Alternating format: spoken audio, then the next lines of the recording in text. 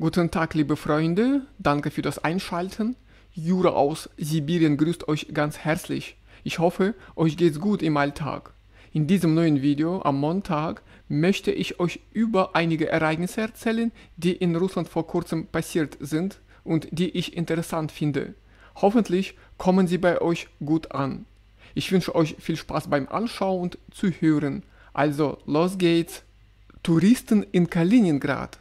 Ein wahrer Touristenstrom aus Deutschland und Polen rollt in die Region Kaliningrad. An den Grenzpunkten stauen sich kilometerlange Autoschlangen. Der Grund? Ausländische Reiseveranstalter bewerben derzeit intensiv Kaliningrad-Touren mit großem Erfolg. Laut dem Telegram-Kanal Schott hat sich die Nachfrage nach Hotels in der Region auf internationalen Buchungsportalen vervielfacht. Besonders gefragt: sechstägige Rundreisen für 517 Euro oder Sommerurlaube über 10 Tage für 695 Euro, Unterkunft und Ausflüge inklusive. Warum reisen so viele Menschen nach Kaliningrad? Viele Touristen sagen, in Russland ist das günstiger und der Service überzeugt. Für das gleiche Geld bekommt man in Westeuropa oft deutlich weniger. Aber auf polnischer Seite gibt es Ärger. Britische Touristen wurden dort wegen Fotos an der Grenze zu Russland mit Geldstrafen belegt. Ein französischer Staatsbürger rahmte sogar eine Schranke, um auf russisches Gebiet zu gelangen. Polnische Städte klagen über verschärfte Grenzregeln und zunehmende Zwischenfälle. Bier aus China. Im Juni erreichte der Export chinesischen Bieres nach Russland einen neuen Höchststand. Fast 5 Millionen Liter, mehr als je zuvor. Im Vergleich zum Mai stieg das Volumen um satte 40%. Auch bei den Ausgaben wurde ein Rekord gebrochen. Russische Importeure zahlten im Juni rund 4,5 Millionen US-Dollar für das Bier aus China. In den ersten 6 Monaten 2025 importierte Russland insgesamt 20,1 Millionen Liter chinesisches Bier im Wert von 18 Millionen Dollar. Das ist eine Steigerung um das 1,5-fache gegenüber dem Vorjahr. Die Nachfrage wächst weiter. Offenbar kommen Geschmack und Preis bei den russischen Konsumenten gut an. Auch weltweit ist chinesisches Bier gefragt. Im Juni exportierte China fast 90 Millionen Liter Bier in alle Welt und nahm damit über 64 Millionen Dollar ein, deutlich mehr als im Mai.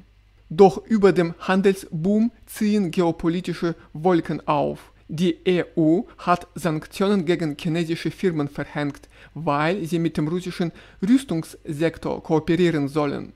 Die NATO droht China mit weiteren Maßnahmen. Peking jedoch weist die Drohungen zurück. Russland kündigte derweil an, seine Kohleexporte nach China weiter auszubauen. Kinderschutz.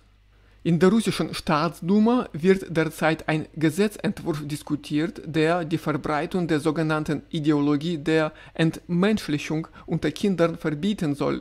Das teilte Tatjana Butskaja mit, stellvertretende Vorsitzende des Familienausschusses. Sie erklärte, dass über soziale Netzwerke zunehmend Inhalte verbreitet würden, die Kinder dazu bringen sollen, ihre menschliche Identität in Frage zu stellen, oft getarnt als harmlose Spiele oder Trends. Laut Butskaja gibt es Fälle, in denen Minderjährige sich mit tierischen Wesen identifizieren, mit der Folge, dass sie beginnen, tierisches Verhalten im Alltag nachzuahmen.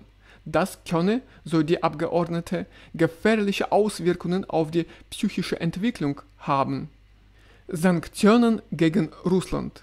Die Europäische Union hat das 18. Sanktionspaket gegen Russland verabschiedet, laut Brüssel das bislang härteste. Betroffen sind unter anderem Banken, Öl- und Gasexporte sowie ein indisches Raffinerieunternehmen mit russischer Beteiligung. Die wichtigsten Punkte: Rund 20 weitere russische Banken wurden vom SWIFT-System ausgeschlossen. Der Preisdeckel für russisches Öl wird nun dynamisch angepasst, stets $15 unter dem Marktpreis. Verbot für den Import von Ölprodukten, die aus russischem Öl hergestellt wurden, selbst wenn sie aus Drittländern stammen. Wie schwer trifft das Russland? Präsidentensprecher Dmitri Peskov erklärte, Russland habe sich längst an die Sanktionen gewöhnt und eine Art Immunität entwickelt. Auch Experten betonen, viele dieser Maßnahmen seien symbolischer Natur. Der russische Zahlungsverkehr funktioniert längst ohne SWIFT und der sogenannte Schattenflottenhandel mit Öl läuft auf Hochtouren, besonders im Handel mit China, Indien und der Türkei. Der Ölpreisdeckel hat auch bisher kaum Wirkung gezeigt. Russland verkaufte sein Öl trotzdem zu deutlich höheren Preisen. Erstmals betroffen sind auch chinesische Banken, was zu Protesten in Peking führte. China kündigte an, seine Unternehmen gegen unfaire Maßnahmen zu verteidigen. Auch die Nord Stream Pipelines sind von den neuen Sanktionen betroffen, obwohl sie ohnehin außer Betrieb sind. Technisch und rechtlich ist eine Wiederinbetriebnahme derzeit kaum denkbar. Besonders umstritten ist das Verbot für den Import russischer Ölprodukte über Drittstaaten wie Indien oder die Türkei. Diese Länder haben sich zuletzt zu wichtigen Reexporteuren entwickelt. Doch Experten gehen davon aus, dass sich der Markt innerhalb weniger Wochen neu organisiert. Fazit vieler Analysten: Dieses Sanktionspaket wirkt vor allem wie ein politisches Signal. Die wirklich entscheidenden Maßnahmen, das Embargo auf russisches Öl, Gas und Kohle, hat die EU bereits 2022/2023 verhängt. Also, liebe Freunde, das war's von mir für heute. Danke, dass ihr die Zeit gefunden habt, dieses Video bis zum Ende anzuschauen. Ich hoffe, die Nachrichten waren euch interessant.